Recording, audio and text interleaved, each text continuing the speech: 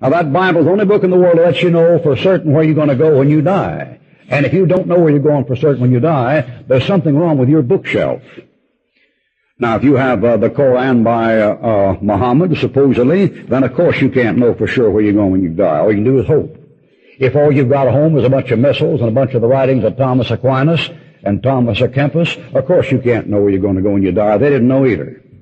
If all you've got at home on your bookshelf is a bunch of books by a bunch of liberals like Norman Vincent Peale and Harry Emerson Fosdick and Eugene Carson Blake and Sockman and Oxman and Weigel and Weatherhead and that bunch, of course you can't know for sure. You can hope for the best.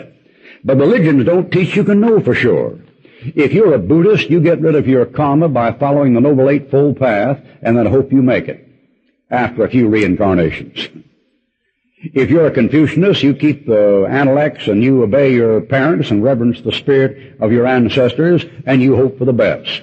If you're a Roman Catholic, you find the church that Christ founded, at least according to what they tell you, and then you take the sacraments and hope for the best. If you're a Protestant, you keep the Golden Rule and the Ten Commandments as much as you're able and hope for the best.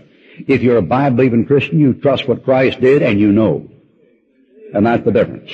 Now, some of you people think I'm just talking. Why don't you try me for size? If you think I'm a hot air expert, why don't you try me out?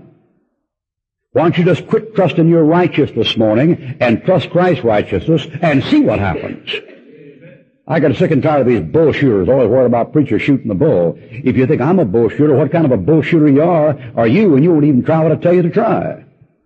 If you think I'm wrong, why don't you try me out? Instead of trusting your good works and your religion, your sacrament, and all your junk, why don't you just give it up and trust what Christ did for you and see if I know what I'm talking about?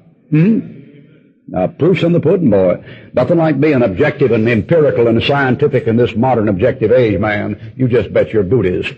Well, now you take